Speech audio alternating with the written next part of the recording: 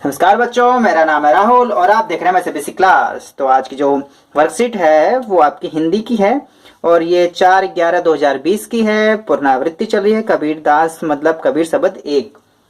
अगर ये आपकी ये क्षितिज किताब दिखाएं तो उसमें कौन कौन सा अध्याय हो चुका है, जैसे हम निशान लगा ही चुके हैं। ठीक है, ये सब पुनरावृत्ति में चल रहा है। आपका जो प्रेमचंद्र का वो आपका आया था, आपने ध्यान दिया होगा, वो सब भी सब पुनरावृत्ति में चल रहा है। ठीक है, तो देखो प्रेमचंद्र आपको दोबारा पढ़ाया जा रहा है। दो बैलों की जो 50 थी सब पुनरावृत्ति में चल रहा है, मतलब सब कुछ आप पढ़ चुके हैं।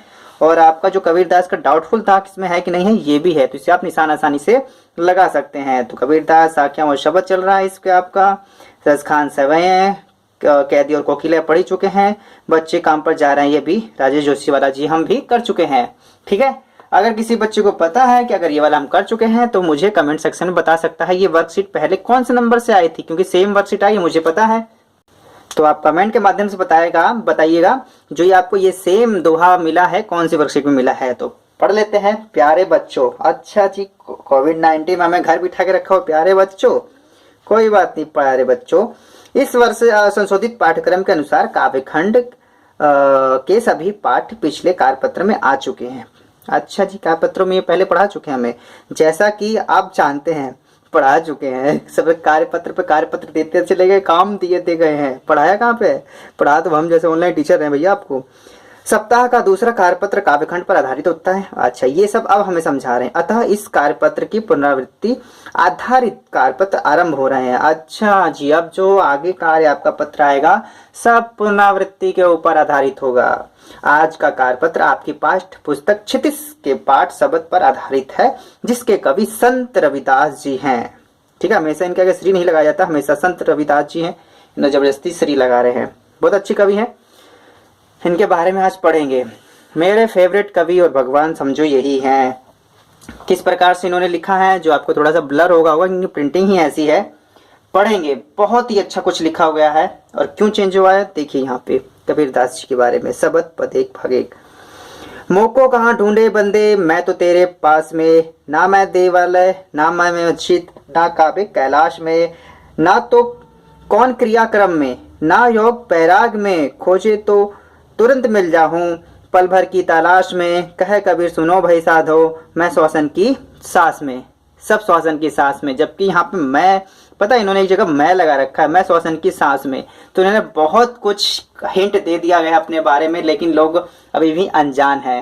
जैसे कि मैंने आपको बताया है सब श्वसन की सांस में। इसी वजह से मैं God morning, God evening, God afternoon क्यों कहता हूँ। आपके हर श्वास में भगवान है, वो कब आ जाएगा कब नहीं पता।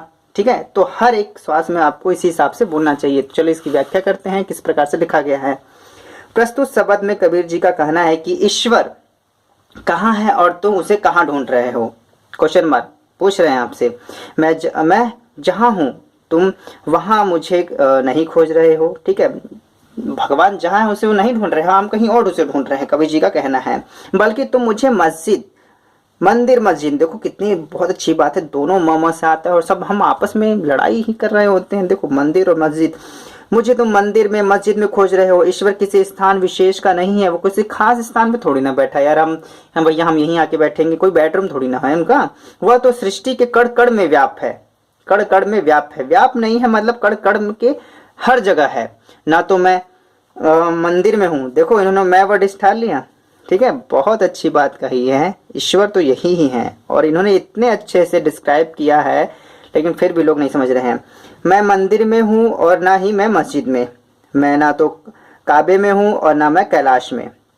देखो क ना काबे में ना कैलाश में। ठीक है, किसी को पता है काबा किसे कहते हैं? अगर किसी को पता होगा, बहुतों को पता होगा, हिंदू वालों में नहीं पता होगा, जिसे पता हो उसे बताइएगा। काबे आप जानते हैं किसे कहते हैं? ना तो मैं मस्जिद में ना तो मैं कैलाश में खोजूं, किसी विशेष क्रियाक्रम में या वैराग में, या किसी मतलब जो पूजा अर्चना आप करते हैं अलग से कथा वगैरह करते हैं उसमें भी नहीं है। वैराग धारण, और वैराग धारण जो आप देख रहे हो, जो पंडित वगैरह देख रखे हैं अपने भगवा रंग ढाल लेते हैं और कहते हैं हम बहुत अच्छे भगवान के भक्त हैं। और वो मुस्लिम वाले में वो हरा रंग का पहन लेते हैं, उन्होंने कहते हैं नहीं हम भगवान के भक्त हैं। ऐसा कुछ नहीं है, वो वैराग धारण कर रहे दिखा रहे हैं आपको से, जबकि आपके मन से वो है ही नहीं। जुआ खेल रहे हैं, शराब पी रहे हैं, दारू पी रहे हैं और ऊपर से भगवा रंग पहन के दिखा रहे हैं हम ईश्वर के भक्त हैं। ऐसा कुछ नहीं है।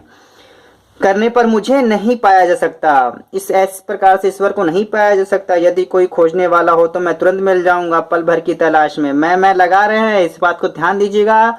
आपके लाइफ में एक बार ये चीजें आपके रिवाइंड जरूर कराई जाएंगी, ये बहुत इंपॉर्टेंट है। आपका लाइफ चेंज हो जाएगा इस पार्ट से। यदि कोई खोजने वाला हो तो मैं तुरंत मिल जाऊंगा पल भर की तलाश में। मैं प्रत्येक सांस में मौजूद हूँ। तुम अंदर ढूंढो, मैं अंदर ही हूँ। तो कहने का मतलब मैं श्वासन की श्वास में। तो हमेशा आप गॉड इवनिंग, गॉड मॉर्निंग, ये तो बस मैं एक संकेत दे रहा हूँ, आपको हिंट दे रहा हूँ। आपको पता नहीं, आप आध्यात्मिक ज्ञान में अभी बच्चों गए नहीं हो ना अभी, इसी वजह से आपको नहीं पता। मैं श्वासन की सांस में, एक श्वास में आप पूरी पृथ्वी के मालिक बन सकते हैं। ठीक है, तो ये आध्यात्मिक ज्ञान है। तो चलिए इसके बारे में कुछ चीजें अलग से हम पढ़ लेंगे बाद में। ये पुनरावृत्ति वाला है, तो आगे से करना शुरू करते हैं।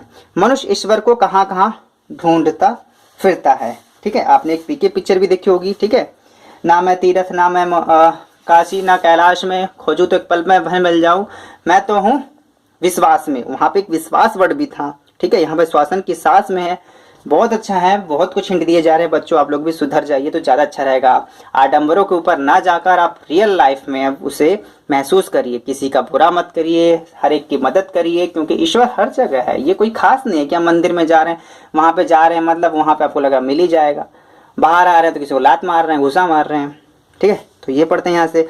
मनुष्य ईश्वर को मंदिर मस्जिद में ढूंढता है, वह उसे काबे में ढूंढता है, कैलाश पर्वत पर ढूंढता है, वह उसे क्रियाक्रम में ढूंढता है और योग साधनाओं में पाना चाहता है। तो क्वेश्चन यही था, मनुष्य कहाँ कहाँ ढूंढता है, यहाँ यहाँ ढूंढ रहा है। और कबीर जी ने ईश्वर प्राप्ति के लिए किन प्रचलित विश्वासों का खंडन किया है। जय गुरु जी। तो उनके अनुसार ईश्वर न मंदिर में है, न मस्जिद में, न काबा में, न कैलाश में, आदि तीर्थ यात्रा में, वह न तो कर्म साधना में है, न ही वैराग बनने से, जैसा कि विश्वासों का खंडन किया। जैसे मतलब इन जैसे विश्वासों का इन्होंने खंडन किया है। भाई साहब ऐसा नहीं है आप वैरागी बन गए तो हो, आप जा रहे हो मतलब कि सबको किसी को बुरा लगता है, क्योंकि कबीर जी की वाणी ही ऐसी थी आपको चोटिल करने लायक। आप चिल्ला रहे हो मतलब कि वहां पे तीर्थ पे जा रहे हो। ठीक है, कोई आपका काबा पे जा रहा है। ठीक है, कोई मदीना, मस्जिद मदीना जाना चाहता है, उनको लग रहा है ईश्वर वहां है। ऐसा नहीं है। आप विश्वास करिए, लोगों की मदद करिए और सच्चे मन में से पुकारिए, ईश्वर आपको वहीं मिल जाएगा। क्या जानवर कहीं एक दूसरे जाते हैं? जानवरों की भी मदद हो जाती है, कई बार ईश्वर करता है। क्यों? क्योंकि वो अपने सच्चे मन से बुलाता है। तो ईश्वर कोई खास शब्दों से नहीं है। आगे है प्रश्न नंबर 3। कबीरदास के अनुसार ईश्वर हमें कहाँ मिलेंगे? अब देखिए, कबीर जी के अनुसार ईश्वर का वास ब्रह्मांड की हर जगह पर है। वो हर जगह है और अगर हम सच्चे दिल से याद करें तो वह हमें कहीं भी मिल सकते हैं। कबीर जी हमें कहीं मिल सकते हैं अगर उसे हम सच्चे दिल से अगर याद करते हैं तो। ना वो हिंदू, ना वो मुस्लिम, ना वो कोई किसी भी जात पात से नहीं है। वो केवल ईश्वर है, जिसे हम उसे प्राप्त करने के लिए लड़ाई झगड़ा आपस में कर लेते हैं। ठीक है, तू बड़ा, मैं बड़ा, वो बड़ा, तू छोटा, यहाँ सब कुछ चले जाएंगे, सब कुछ धारा का धारा रह जाएगा। लेकिन अलकट लोग मानते नहीं चीजों को। प्रश्न नंबर 4। कबीरदास जी ने ईश्वर को सब श्वासन की सांस में क्यों कहा है? ठीक है, इसके अनुसार जो मेरा आंसर है, सब श्वासन की सांस में कबीरदास का तात्पर्य यह है कि श्वास में मतलब हर श्वास में आप ईश्वर की प्राप्ति कर सकते हैं। आपको किसी भी तीर्थ स्थल पर जाने की आवश्यकता नहीं है। आप कहीं मत जाइए, किसी भी तीर्थ स्थल मत जाइए, लेकिन हम उनकी श्वास में याद रखिए। आपको अगर आध्यात्मिक ज्ञान उतना नहीं पता बच्चों के, अभी 9th क्लास में आपको शायद बता दूं, आप एक श्वास में पूरी पृथ्वी के मालिक हो सकते हैं, पूरी पृथ्वी के मालिक। लेकिन इस पृथ्वी का अचार डालोगे आप, क्या करोगे? रावण जैसा चला गया, रावण जैसे चले गए रणधीर। ठीक है, और सबकी सब लंका यहीं रहेगी। तो कहने का इनका काफी अच्छा तात्पर्य था, आप अपने जीवन को उद्देश्य चेंज करिए। आपके मनुष्य जन्म क्यों ही मिला है इसे समझिए। ठीक है, हर एक श्वास का आप महत्व समझिए। ठीक है, आपको पता है जिसका टाइम आएगा वो चला ही जाएगा। फिर भी यही बात ये कहना चाहते हैं, हर श्वासन की सांस में आप इधर उधर न भटक के अपने लक्ष्य पर ध्यान केंद्रित करें और अपने जीवन को सफल बनाए, किसी को दुखी ना करें। ठीक है, तो इसलिए God evening, God night, God afternoon बोलते रहिए, हर श्वास में श्वास बोलते रहिए।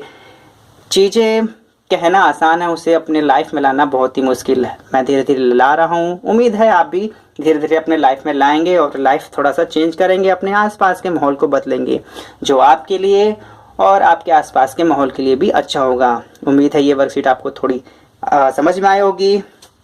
लास्ट में आपको ये बात कहना चाहूँगा, जो आपने ये वर्कशीट पहली बार और एक और बार पढ़ चुके हो और उस वर्कशीट का नंबर बताइएगा, क्योंकि ये वर्कशीट नंबर 51 है। इससे पहले आप किस वर्कशीट में आप ये वाले शब्द को पढ़ चुके हैं, तो कमेंट के माध्यम से बताइएगा। इससे पता चलेगा आप पीछे की भी रिवीजन कर रहे हैं। मैं इसे बेसिक क्लास के इस वीडियो को देखने के लिए धन्यवाद। जय हिंद, जय भारत।